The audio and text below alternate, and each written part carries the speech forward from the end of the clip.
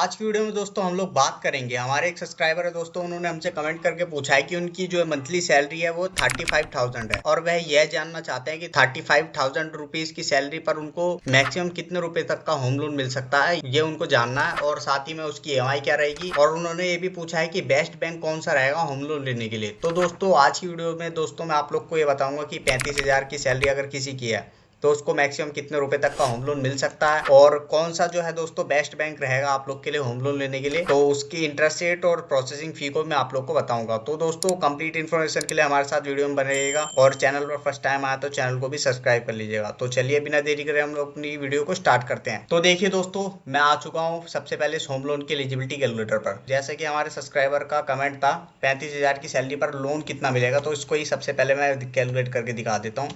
तो मैं यहाँ 35,000 सैलरी को एंटर कर देता हूँ और लोन टेन्योर को मैं 5 साल सिलेक्ट कर लेता हूँ। तो देखिए 5 साल के टेन्योर पर 35,000 की सैलरी पर आप लोग को 7,81,368 रुपए तक का लोन मिल सकता है, और 15,750 रुपए तक की आप लोग की मंथली ईएमआई बन सकती है। और अगर आप लोग इससे ज़्यादा टेन्योर पर लोन लेते हैं, 7 साल के लिए लोन लेते हैं, तो 10,18,629 रुपए तक का मिल सकता है लोन आप लोग को।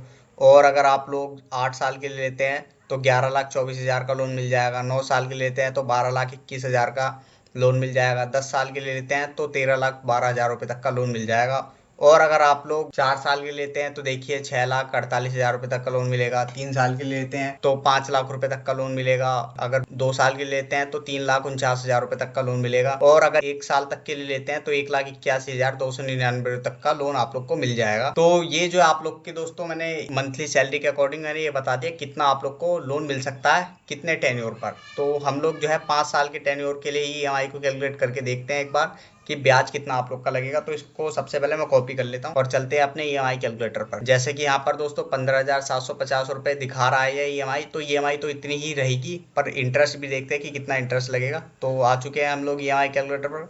यहाँ पर लोन अमाउंट को एंटर कर देते हैं और इंटरेस्ट रेट। अब सबसे पहले चलिए इंटरेस्ट रेट देख लेते हैं, उसके बाद आते हैं ईएमआई कैलकुलेट करने। तो देखिए दोस्तों, मैंने यहाँ पर एक लिस्ट निकाल ली है, जो भी बेस्ट बैंक है हमारे होम लोन के लिए उसकी मैंने एक लिस्ट निकाल ली है। तो यहाँ पर देखिए बैंक के नेम और यहाँ पर होम लोन का इंटरेस्ट रेट उनका कितना रहेगा, और प्रोसेसिंग फी जीएसटी हटाकर। तो यहाँ पर देखिए सबसे पहली बैंक जो है हमारी है स्टेट बैंक ऑफ इंडिया। इसमें आप लोग देख सकते हैं 7.5% से लेकर 10.5% तक का आप लोग को इंटरेस्ट रेट देखने के लिए मिल जाता है। अब दोस्तों ये इंटरेस्ट रेट आप लोग की जो है सिविल स्कोर, आप लोग के प्रोफाइल पर डिपेंड करेगा कितना आप लोग को इंटरेस्ट रेट देखने के लिए मिलेगा। और प्रोसेसिंग फी की बात करें तो 0.35% तक आप लोग का प्रोसेसिंग फी लग सकता है। मिनिमम 2,000 और मैक्सिमम 10,000 रुपये तक का प्रोसेसिंग फी लग सकता है आप लोग का। प्रोसेसिंग फी भी दोस्तों आप लोग के लोन अमाउंट पर डिपेंड करता है। अब उसके बाद दोस्तों देखिए एचडीएफसी बैंक की बात करें तो इसमें 7.75% से लेकर 10.05% तक का इंटरेस्ट रेट देखने के लिए मिल जाता है, और 1.5% तक का आप लोग को जो है प्रोसेसिंग फी पे करना पड़ सकता है।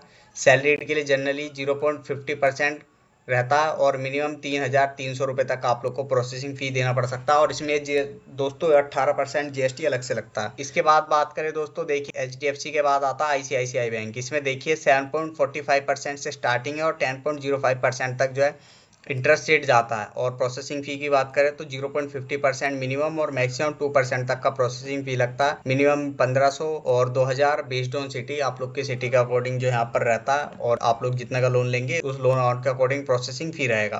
फिर उसके बाद देखिए बैंक ऑफ बड़ौदा। इसमें 7.5% से लेकर 9.95% तक इंटरेस्ट रेट देखने के लिए मिल जाता है, और मैक्सिमम आप लोग से 0.50% तक का प्रोसेसिंग फी चार्ज किया जाता है, जो कि मिनिमम 8,500 से लेकर मैक्सिमम 25,000 तक का रहता है। फिर बैंक ऑफ बड़ौदा के बाद देखिए दोस्तों एक्सिस बैंक आता है। इसमें 8% से लेकर 14% तक का आप लोग को इंटरेस्ट रेट देखने के लिए मिल जाता है। अप टू 1% तक का प्रोसेसिंग फी लगता है। मिनिमम 10,000 तक का प्रोसेसिंग फी आप लोगों से चार्ज किया जाता है। फिर एक्सिस बैंक के बाद यूनियन बैंक ऑफ इंडिया। इसमें 7.45% से लेकर 12.65% तक का इंटरेस्ट रेट देखने के लिए मिलता है। 0.50% तक आप लोग को जो है प्रोसेसिंग फी देखने के लिए मिल जाती है। मैक्सिमम 15,000 तक प्रोसेसिंग फी चार्ज की जा सकती है। फिर उसके बाद पंजाब नेशनल बैंक आता दोस्तों। देखिए इसमें 8.65% से लेकर 11.20% तक इंटरेस्ट रेट आप लोग का लगता है। इसमें 0.35% आप लोग का प्रोसेसिंग फी लगता है। मिनिमम 2,500 और मैक्सिमम 15,000 तक प्रोसेसिंग फी लग सकता है।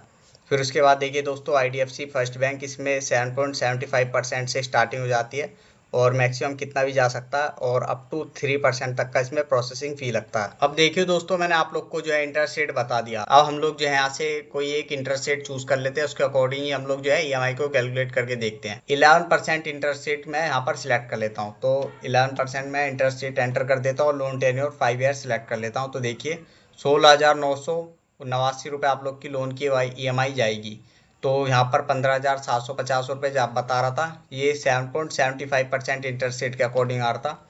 अगर इसको 11% कर दें तो देखिए आप लोग का होम लोन का अमाउंट कम हो जाएगा, लेकिन EMI उतनी रहेगी। तो इस अमाउंट के लिए हम लोग EMI को कैलकुलेट करते हैं एक बार। तो देखिए 15,750 रुपये लोन की EMI बन गई आप लोग की। 5 साल में 2,20,610 रुपये इंटरेस्ट पे करना पड़ेगा।